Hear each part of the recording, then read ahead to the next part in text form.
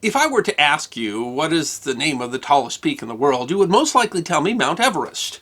You might be surprised to find out that that's not the name of the peak, and that you're pronouncing the wrong name wrong. History can be forgotten for a number of reasons. Often it's just because there are so many other stories that a story gets lost in the shuffle or falls out of favor. But sometimes forgotten history is in plain sight. And what is more in plain sight than the tallest peak in the world? And how that peak got its name and how we know it's the tallest peak in the world is a story of science, of diligence, of colonialism, of adventure, of forgotten heroes, of a 100-foot-long chain. It is history that deserves to be remembered. The 19th century saw Europeans and North Americans setting out to explore and catalog the planet. There were two main drivers for this, one imperialistic, which sought to understand the world in order to better control and exploit it, and the other a desire for scientific discovery, like the famous journey of Charles Darwin, which informed his understanding of evolution by natural selection. The British East India Company was set up in 1600 with an exclusive license from Queen Elizabeth I to conduct trade east of the Cape of Good Hope and west of the Straits of Magellan. Initially, this trade consisted of preying on the trade of other nations, particularly Portugal. The proceeds of this sanctioned piracy, because don't all good stories involve pirates, were used to fund spice factories in the East Indies. Factories and outposts were also sought in India, and a treaty was soon concluded with the Mughal Emperor Jahangir to establish trading rights.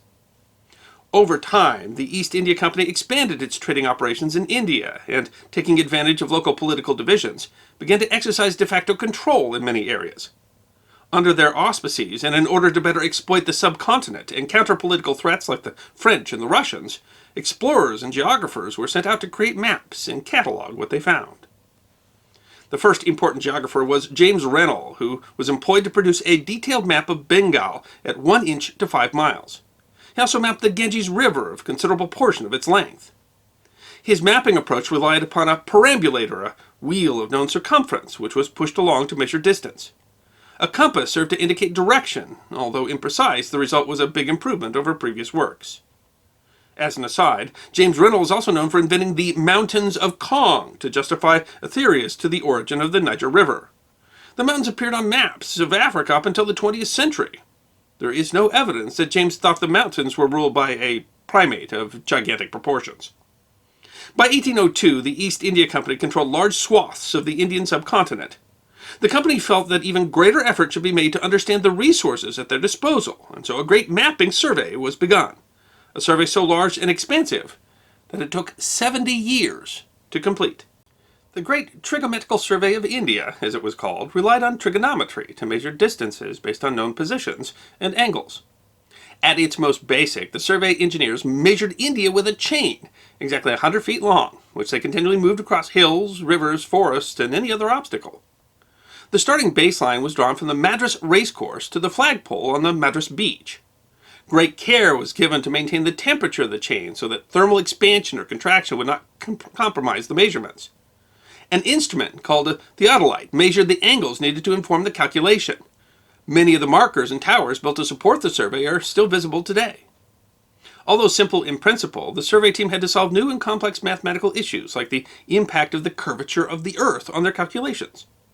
The survey was the first to accurately measure an entire arc of longitude.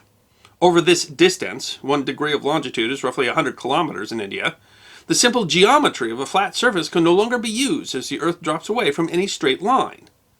The deviation is greater the further north of the equator one is measuring. Therefore, each measurement taken had to be precisely positioned on the globe to account for the curve. The measurement problem is further exacerbated by the fact that the Earth is not perfectly round. It's not even perfectly ellipsoid. The crust of the Earth is denser in some locations than others, which increases the local gravitational pull. The Earth's crust and mantle essentially float on the molten interior, so heavy features, just like a heavy ship at sea, sink lower. The survey team's measurements of this effect help inform the emerging theory of isostasy, which seeks to understand the balance between gravitational attraction and local features. Gravity had a further impact on the equipment. Large, dense terrain features like mountains pull on the pendulums and plumb lines, distorting measurements in small but important ways. As the survey team relied upon line-of-sight measurement to calculate angles, light refraction became an issue. Refraction is the bending of light caused by the density of the atmosphere. Near to the ground, we experience this as a mirage. As the Earth's atmosphere is less dense with elevation, it was important to know the height above sea level for each measurement in order to compensate for this effect. The leader of the Great Trigonometrical Survey from 1818 was George Everest. Born in Brecknockshire, Wales, and the son of a solicitor, Everest studied at Sandhurst and joined the East India Company as a second lieutenant in 1806. He displayed an aptitude for mathematics and completed survey work in Java before catching the attention of Colonel William Lambton, the original survey leader. Much of Everest's time was taken up with administration and logistics. He contracted malaria and spent time recuperating in England, where the Ordnance Survey of Britain was underway. Everest worked closely with the British Survey to share techniques and improve mapping. One result of his efforts was a much improved and less expensive theodolite, built in London and shipped to India. To maintain his equipment, Everest convinced the East India Company to hire an instrument maker and post him to India as well. In 1843, George Everest retired and recommended that he be succeeded by Andrew Scott Waugh, who had already worked closely with him for many years. Under Waugh, the survey started the mapping of the Himalayan region. The extreme terrain and weather of this region was exacerbated by local politics. Nepal and Tibet did not welcome foreigners. Much of the Himalayan region was mapped by pundits. Locals recruited from border states were given extensive training in surveying. Pundits were more able to do the surveying without raising suspicion, but it was a dangerous job, and some were caught and sent back or even killed by locals. Assisting the survey was a team of human computers led by the Indian Bengali mathematician Ranjanath Sikdar. Sikdar wrote the technical elements of the manual used by the surveyors, for which he was originally recognized, but after his death, his name was shamefully omitted from the credits in later editions of the manual. Given the complex mathematical problems tackled by the survey and codified by Sikdar, this was a grave act of intellectual vandalism. Sikdar also stood up for the rights of the workers on the survey, once being fined 200 rupees for his strenuous objections to their treatment. It was Sikdar who in 1852 first calculated the height of Peak 15 at 29,000 feet and asserted that it was probably the highest peak in the world. Wanting to be sure of the calculation and knowing the announcement would attract a lot of attention, Waugh took 4 years to verify the result. The measurement was particularly difficult as political constraints kept the team from getting closer than about 100 miles from the peak. The calculation was possible because the team could see the peak from 6 different vantage points, whose locations they determined precisely via the survey. In the end, Waugh added 2 feet so that the figure would appear more precise than the 29,000 calculated by Sikdar, and therefore appear more credible. The recognized height today, using more sophisticated instruments and with the ability to make much closer inspection, is 29,029 feet, a tiny margin of error that is a tribute to Sikdar and his team. Everest had always used a policy of using local names for the features on the map, and Waugh had continued that, but there was a particular problem with Peak 15. It lay at the confluence of India, Tibet, and Nepal. All 3 had different names for the peak, and even locally different names and different pronunciations were used. Among the most common local names are Sagarmatha, Chomolungma, and Zumalangma. Waugh suggested that the peak had no local name and proposed to finesse this problem by naming the peak after his predecessor, George Everest. Everest, displaying a remarkable degree of cultural sensitivity for an Englishman of the time, was not a fan of the idea, claiming that his name could not be properly written or pronounced in Hindi.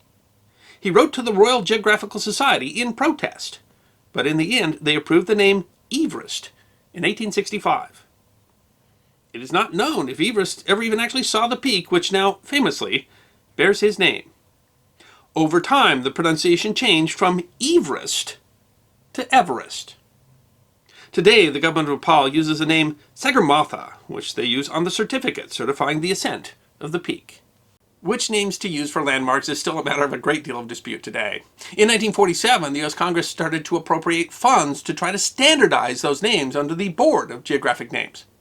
For defense purposes, they prioritized global naming over domestic naming at first, and the real purpose was to promote efficiency and avoid confusion, not so much because of some respect for local naming practices, but that respect developed over time. So, for example, Mount McKinley, which is the highest peak in North America, was named by a gold prospector who supported presidential candidate William McKinley, and in 2015 that peak was officially given back its native name and is now officially called Denali. It is worth it to take a moment to appreciate the diligence of a survey team that started with a simple baseline on a beach in Madras and with careful calculation over many decades was able to determine the height of the tallest peak in the world to within 29 feet of the most accurate modern measurements, a difference of less than 0.001%. And while the motivation for the survey was largely imperialistic, it advanced huge advancements in mathematics, in geography, and in instrument making, and it called upon the talents of both Europeans and locals. Because of the survey, cartography of India in the 19th century was far ahead of anywhere else on Earth. Even Britain at the time was not mapped nearly to the extent that India was. I hope you enjoyed this episode of The History Guy, short snippets of forgotten history between 10 and 15 minutes long. And if you did enjoy, please go ahead and click that thumbs up button. If you have any questions or comments or suggestions for future episodes, please write those in the comment section. I will be happy to personally respond. Be sure to follow The History Guy on Facebook, Instagram, Twitter, and check out our merchandise on teespring.com. And if you'd like more episodes on forgotten history, all you need to do is subscribe.